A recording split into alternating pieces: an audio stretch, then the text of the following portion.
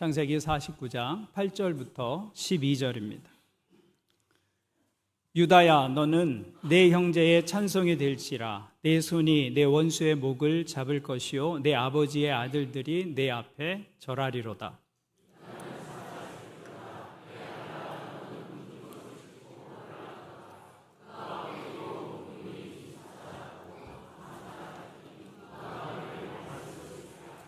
규가 유다를 떠나지 아니하며 통치자의 지팡이가 그 발 사이에서 떠나지 아니하기로 실로가 오시기까지 이르리니 그에게 모든 백성이 복종하리로다.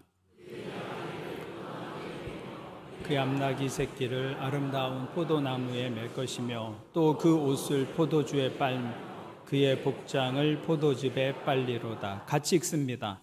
그의 눈은 포도주로 인하여 붉겠고 그의 이는 우유로 말미암아 희리로다. 아멘.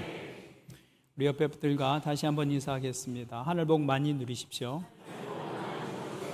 감사합니다.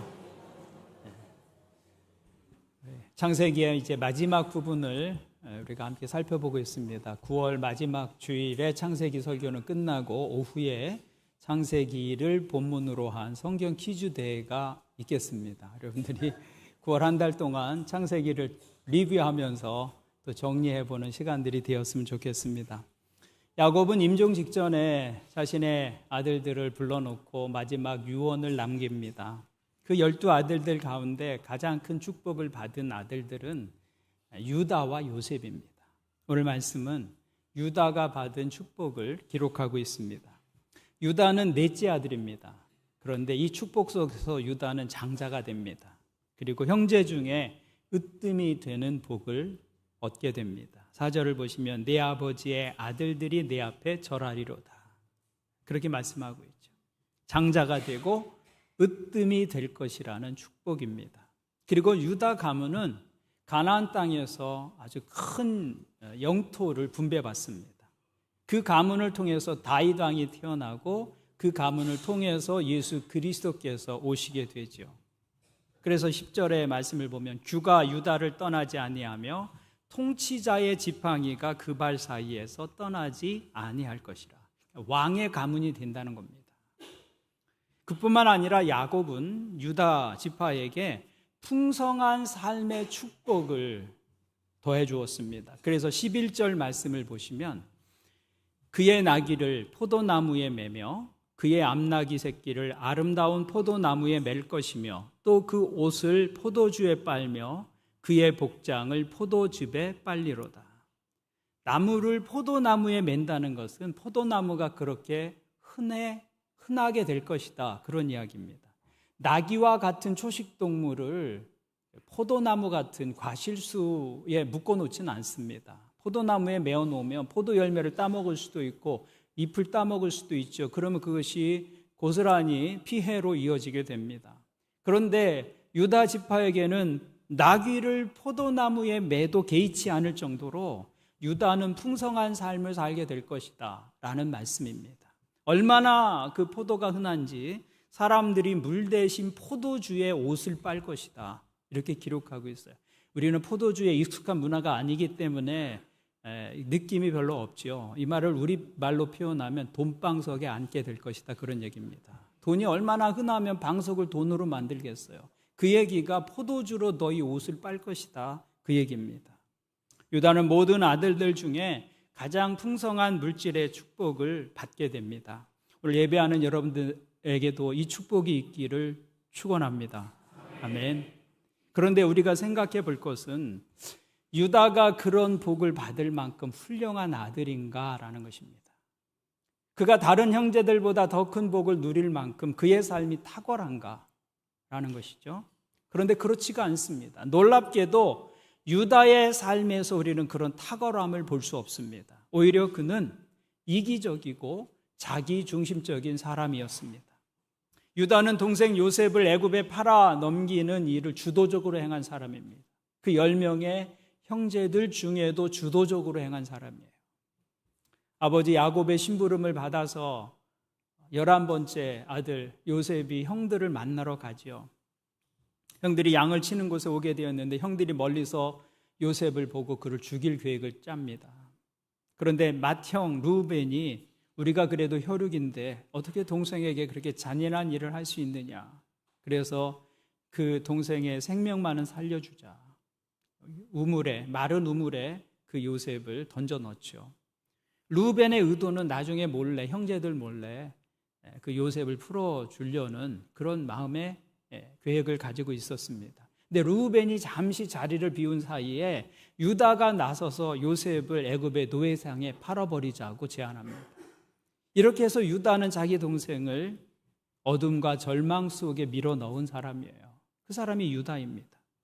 유다는 아버지의 사랑을 독차지 않은 요셉을 제거하는 일에 주도적인 역할을 했던 비정한 사람이었습니다. 그리고 나서는 아버지 야곱에게는 요셉이 길에서 사나운 짐승을 만나 찢긴 것 같다고 그의 옷에 양의 피를 묻혀서 거짓말을 하죠. 그래서 아버지 야곱과 동생 요셉에게 평생 잊을 수 없는 상처를 남겨준 사람이 유다였습니다. 뿐만 아니라 유다에게는 치명적인 윤리적 약점도 있었습니다. 그것은 루벤의 허물에 버금가는 약점이었어요. 우리가 지난 주일에 루벤의 이야기를 살펴보았습니다. 루벤은 아버지의 침상을 더럽혔죠. 아버지의 첩과 동침하는 잘못을 범합니다. 그래서 그는 장자로 태어났지만 장자의 권리를 잃어버리게 됩니다. 근데 유다는 루벤과는 반대로 자기 아들의 아내 며느리와 동침하게 됩니다. 그 이야기가 창세기 38장에 기록되어 있는데요. 루벤과 비교해 보면 그 방향만 달랐지 죄의 내용은 동일했습니다. 그렇다면 루벤이 아버지의 침상을 더럽힌 죄로 저주를 받은 것처럼 유다도 저주를 받아야 하는 거 아닙니까? 그런데 유다는 저주를 받기는커녕 12아들들 가운데서 가장 큰 복을 받게 되었습니다. 어떻게 유다의 삶에 이런 축복이 가능했던 것입니까? 도대체 무엇이 유다의 삶을 이렇게 복된 인생이 되게 한 것이냐라는 물음을 가질 수밖에 없습니다. 유다가 이렇게 큰 복을 받게 된 것은 처음의 시작과는 달리 유다는 시간이 지날수록 인격이 변합니다. 그의 삶이 성숙해져 갑니다. 유다는 원래 자신의 권리와 이익에 민감했던 사람이에요. 그것을 위해서는 남을 위험에 빠지게 하는 일도 두렵지 않게 행하는 사람이었습니다. 그런데 시간이 지나면서 그의 인생, 그의 인격과 신앙이 조금씩 변했고 마침내는 다른 사람들을 위해서 기꺼이 자기의 권리를 내려놓을 수 있고 포기하고 심지어는 자기를 희생하면서까지 다른 사람을 구하려고 하는 성숙한 인간으로 변화되어져 갑니다. 요셉과 같은 삶을 사는 것도 복된 인생입니다. 요셉은 특징이 시종여일입니다. 처음의 삶, 그것이 변하지 않습니다. 처음의 믿음 변하지 않아요. 그의 인생의 믿음과 성품이 변하지 않는 모습으로 한평생을 살아갔던 사람이 요셉이었어요. 그래서 하나님께서 요셉의 삶에 복된 하나님의 축복을 담아 놓으셨던 것이죠. 그런데 유다와 같은 인생도 있습니다. 처음에는 그 출발이 더디고 또 잘못된 출발을 할 수도 있습니다. 우리 대부분 그렇지 않습니까? 우리 인생의 출발이 좀 늦을 수도 있고 때로는 잘못된 자리에 있을 수도 있습니다. 그러면 그것으로 우리 인생이 끝나버리는 건가? 더 이상 가능성이 없는 것인가? 그렇지 않다는 것을 하나님은 유다의 삶을 통해서 우리에게 보여주고 있습니다. 그는 처음과 다르게 성숙해지고 변화여져 갔고 그래서 하나님께서 그의 삶에 요셉과 동일한 축복을 담아주는 그런 복된 인상으로 변화여져 갔다는 것이죠. 그 삶 역시 하나님께서 원하시고 기뻐하시는 삶이었다는 것입니다. 하나님의 은혜가 무엇입니까? 유다 같은 사람에게도 시간을 주시고 기다려 주시고 섭리 가운데 그의 삶을 인도해 주시고 훈련시키면서 그를 축복의 사람으로 바꾸어 가시는 것, 그것이 하나님의 은혜입니다. 여기에 우리의 소망이 있지 않습니까? 우리는 대부분 요셉과 같은 사람이 되기는 이미 많은 부분에서 그런 가능성이 없습니다. 요셉은 17살에도 하나님을 신실하게 섬겼고 그의 마지막 삶의 자리에서도 변함없는 모습으로 하나님을 섬겼습니다. 근데 우리 그런 시작하지 못한 분들도 많습니다. 그럼 우리의 삶의 모델은 요셉이 아니라 유다가 되어야 하겠죠. 유다 같은 사람도 하나님께 복받는 인생이 되었다는 것, 그것이 성경이 우리에게 주는 소망이고 희망입니다. 그러면 유다가 어떻게 어떤 사람으로 변하였기에 하나님의 축복이 그의 인생에 담기는 사람이 되었느냐? 우리는 그의 인생에서 두 가지 특징을 보게 됩니다. 첫째는 유다가 남의 아픔을 공감하는 사람으로 변하여져 갔다는 것입니다.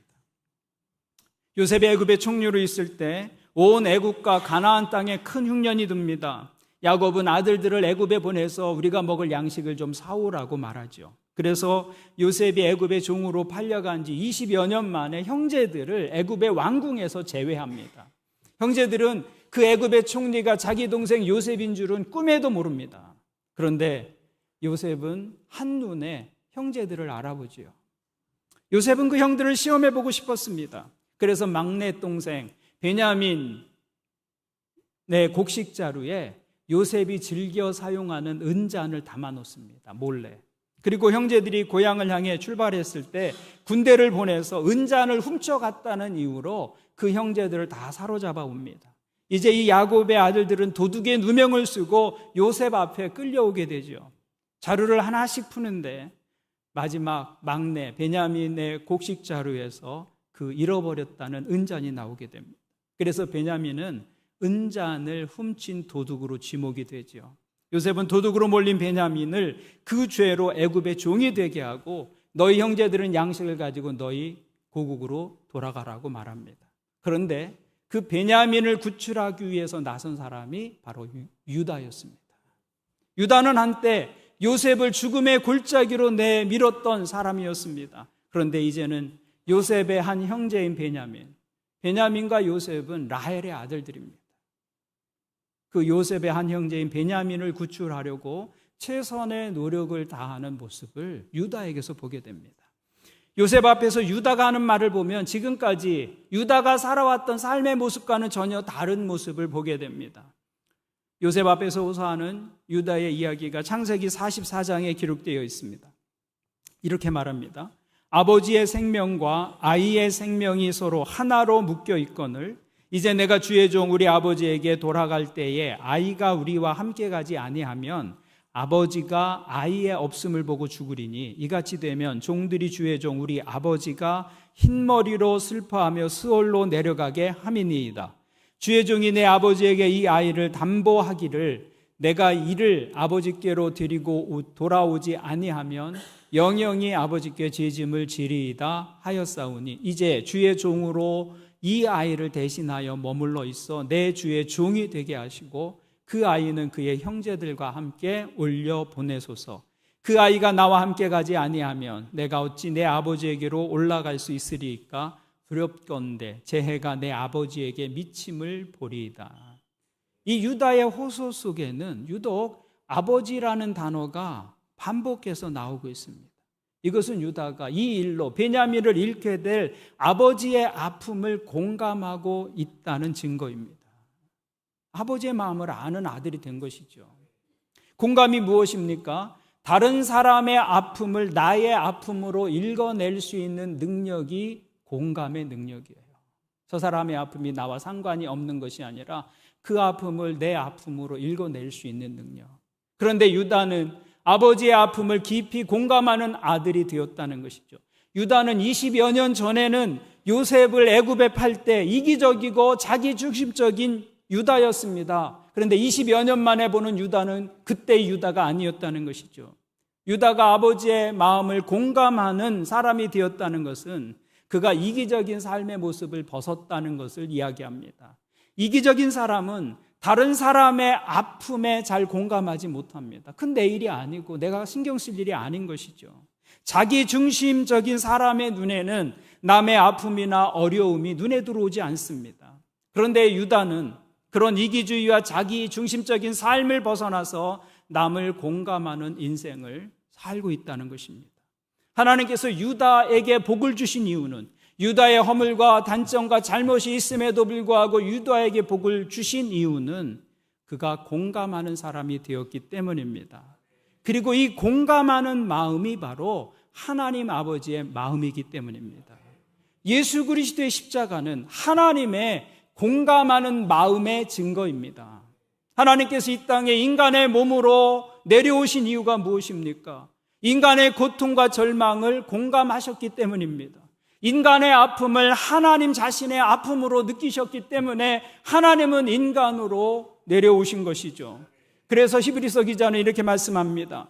우리에게 있는 대제사장은 우리의 연약함을 동정하지 못하실 리가 아니요 모든 일에 우리와 똑같이 시험을 받으신 이로되 죄는 없으시니라. 주님은 우리의 연약함을 동정하시고 공감하시는 분이시다라는 말씀입니다. 동정한다는 말의 원래 의미는 함께 느낀다, 같이 느낀다는 말입니다. 그러니까 예수님은 우리의 감정을 함께 느끼시는 분이시다라는 거예요. 우리의 슬픔은 주님의 마음을 아프게 한다는 것입니다.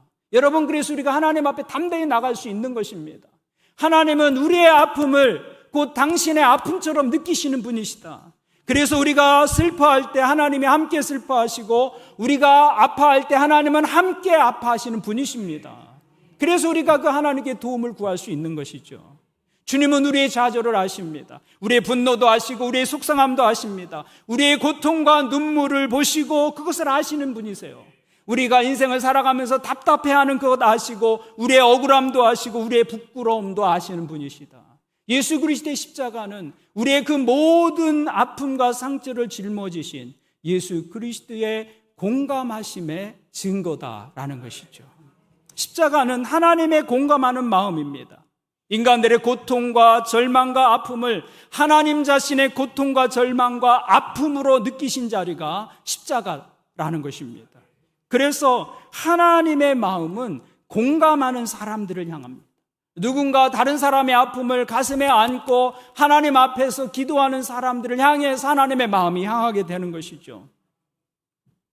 그래서 하나님은 다른 사람의 아픔에 공감하는 인생을 살게 된 유다를 복 주신 것입니다. 그러면 유다는 어떻게 아버지의 아픔을 공감하는 마음을 갖게 되었을까요?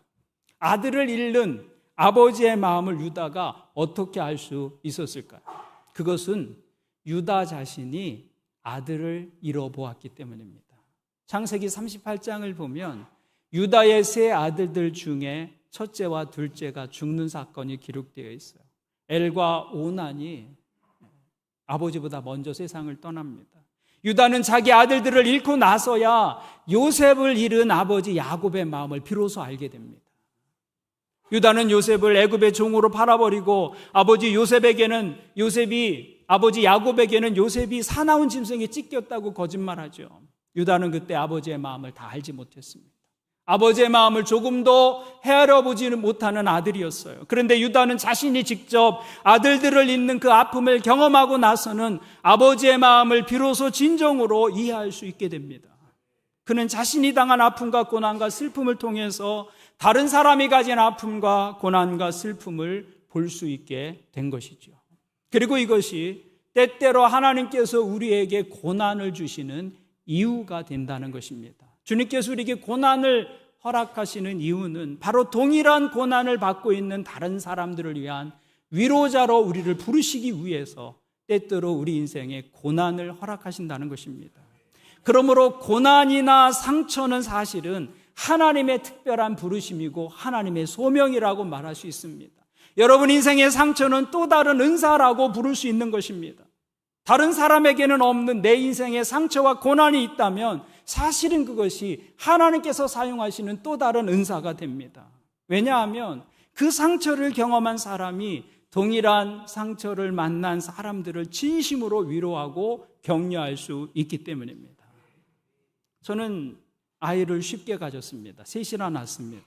원하면 더 가질 수도 있었습니다. 그런데 제가 불임 때문에 고민하는 부부를 위로하는 데는 한계가 있어요. 제 모든 언어를 다 동원해도 충분한 위로가 되기가 어렵습니다. 저는 그것을 경험해 보지 않았기 때문이죠.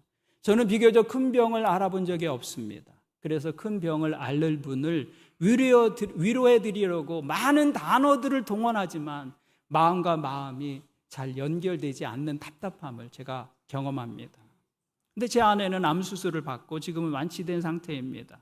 얼마 전에 같은 병으로 수술을 예정하고 있는 성도를 만나서 이야기하면서 나도 그 병으로 수술을 받아봐서 당신의 마음을 잘 안다. 잘 될 거다. 너무 염려하지 말아라.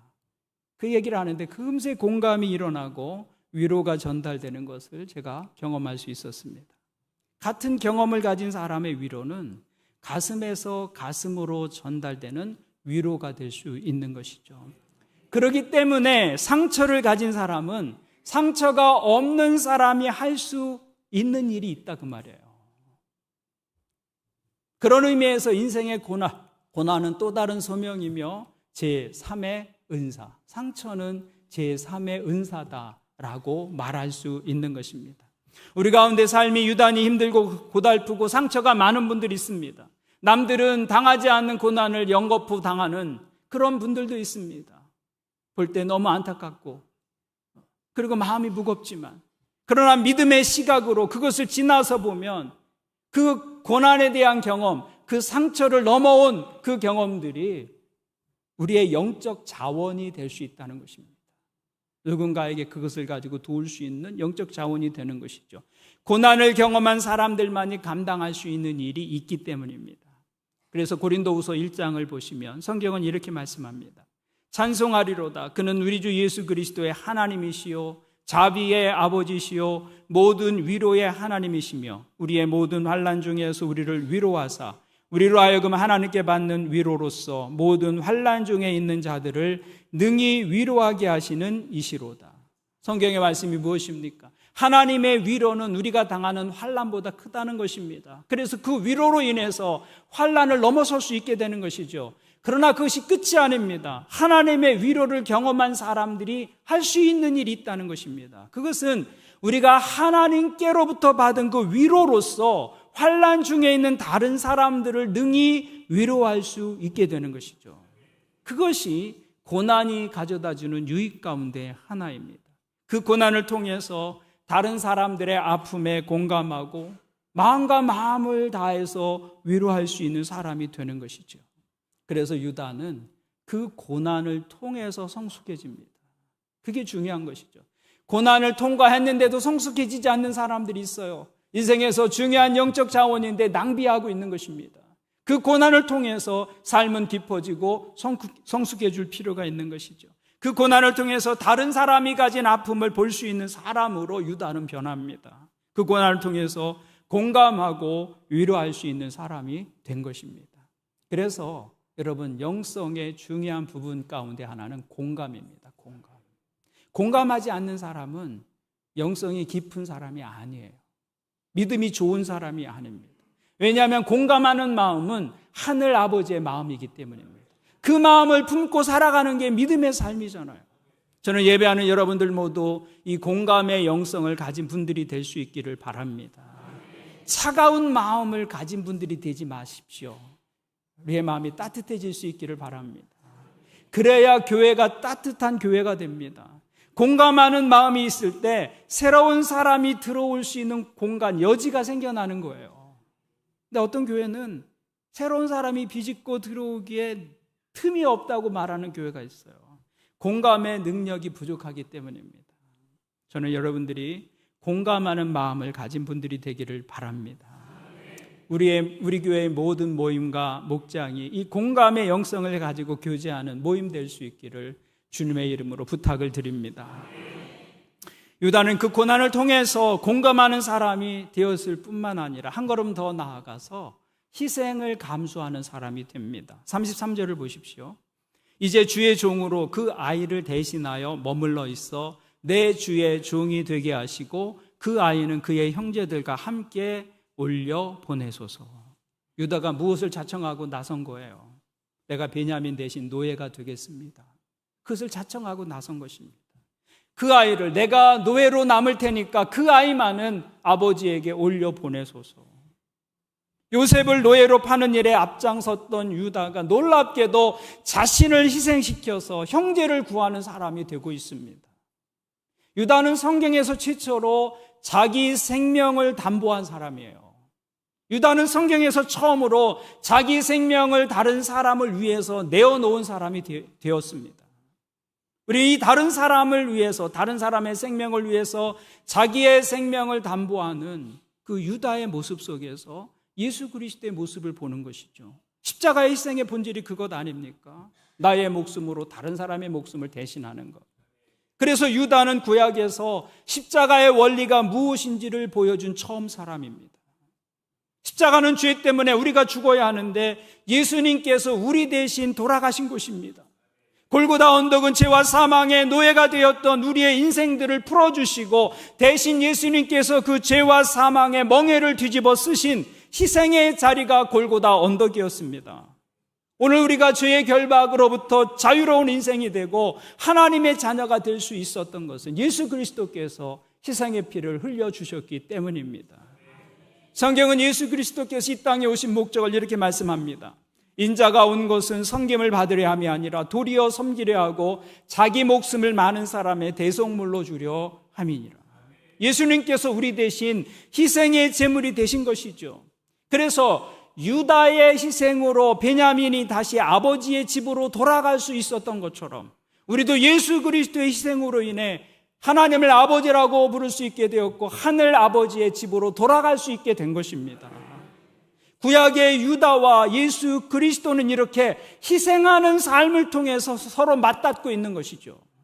그래서 유다의 가문을 통해서 예수 그리스도께서 오시는 것입니다.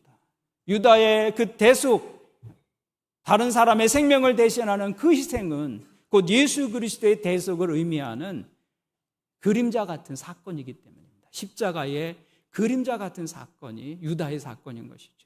유다는 자신의 생명을 담보로 베냐민을 살리고 아버지를 살리고 가족을 살리는 결단을 내렸습니다. 저는 이때 요셉의 마음이 완전히 치유되었다고 믿습니다.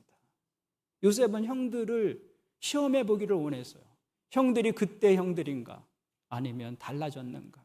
그런데 이런 유다의 희생을 통해서 요셉과 형제들 사이를 20여 년 동안 갈라놓았던 그 미움의 깊은 웅덩이가 메워진 것이죠. 유다의 희생으로 형제들의 찢어진 가슴은 치유되고 사랑으로 하나 되기 시작합니다. 한 사람의 희생이 온 가족의 생명과 참된 화해를 가져다 준 것입니다. 그것은 희생이 가져다 준 축복이었습니다. 여러분, 희생 속에는 인생의 놀라운 신비가 담겨져 있습니다. 축복이라는 단어의 영어는 blessing이죠, blessing. blessing은 bleed에서 왔습니다. bleed는 피를 흘린다 그런 말이에요. 피 흘린다. 그 피 흘림이라는 말에서 축복이라는 말이 나왔다는 것은 희생하는 삶에는 그런 영광과 축복이 따른다는 것을 보여주는 거예요. 희생은 죽음을 결심하는 것이죠. 그러나 그 결과는 죽은 것도 살려내는 생명의 결과를 나타낸다. 그것이 희생의 역설입니다. 그리고 바로 그것이 십자가의 본질인 것이죠. 유다의 희생이 그 가문을 살려냅니다. 예수 그리스도의 대속의 희생이 모든 인류를 살려내었다는 것입니다. 여러분, 희생에는 그런 신비가 담겨져 있습니다. 헛된 희생은 없습니다. 여러분, 이 말씀을 믿음으로 받으시기를 바랍니다. 우리는 희생하는 자리에 서면 왜 나만 이런 삶을 살아야 하는지 후회하게 됩니다. 내가 꼭 이렇게 해야만 하는가? 다른 사람은 안 하는 그 일을 하게 될 때 이런 후회하는 마음이 들어요. 내가 이런다고 무슨 일이 있는가? 남들은 하지 않는 일을 내가 굳이 맡아서 해야 할 일이 무엇인가? 교회 안에서 좀 굳은 일 할 때, 남들 안 하는 굳은 일 할 때 그런 마음이 듭니다. 사람들이 날 무시하나?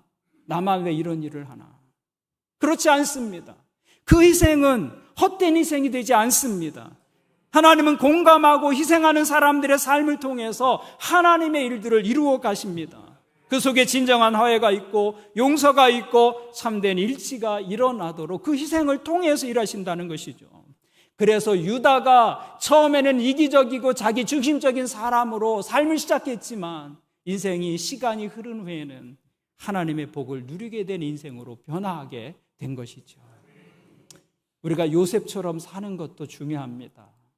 그러나 어떤 사람은 요셉처럼 살 수 없는 분도 있어요. 시작이 늦었고 잘못된 분도 있을 수 있습니다. 그러면 우리의 소망은 없는 것입니까? 그렇지 않다는 것을 유다가 우리에게 말해주고 있는 거예요. 우리 있는 자리에서 다시 시작할 수 있다. 넘어진 자리에서 다시 시작할 수 있다. 잘못했지만 그러나 그것을 극복할 수 있다. 라고 유다의 인생을 통해서 하나님께서 우리에게 말씀해주고 있는 것입니다. 유다와 같이 처음에는 이기적이고 자기 중심적인 사람이었다 하더라도 시간이 흘러가고 세월이 흘러갈수록 하나님 보시기에 더 성숙한 인생의 그릇으로 살아간다면 그것도 하나님 보시기에 좋은 일입니다. 오늘 여러분에게 은혜가 있기를 바랍니다. 우리의 삶에 예기치 않은 고난과 어려움 만날 수 있습니다. 그러나 그 과정을 지나는 과정 속에서 남의 아픔과 남의 어려움을 이해하고 공감하는 마음을 갖게 되었다면 그 고난은 헛된 것이 아닙니다. 그것이 유다의 삶의 모습이었다는 것입니다. 우리가 그런 삶을 산다면 유다가 받은 축복이 오늘 나의 축복이 될 수 있을 것입니다. 오늘 말씀에 유다가 받은 축복이 예배하는 여러분 모두의 축복이 될 수 있기를 주님의 이름으로 축원을 드립니다. 아멘. 기도하겠습니다. 하나님 아버지, 오늘 말씀을 통해 우리에게 소망 주시니 감사합니다. 우리 잘못 시작할 수 있고 늦게 시작할 수도 있습니다. 그러나 유다의 삶을 통해서 우리가 어떻게 살아야 할지 말씀해 주시니 감사합니다. 시간의 흐름 속에서 점점 성숙한 믿음과 인격으로 자라게 도와주옵소서.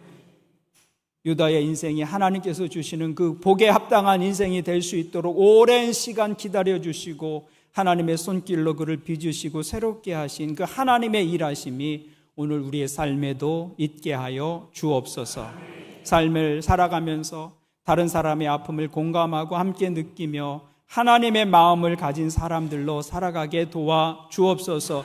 그 수고와 희생이 우리 자신을 살리고 우리 가정을 살리고 우리 교회와 세상을 새롭게 하는 하나님의 통로가 되게 하여 주옵소서. 우리를 날마다 하나님의 형상을 따라 빚으시고 새롭게 하여 주시기를 기도하오며 예수님의 이름으로 간절히 기도합니다. 아멘.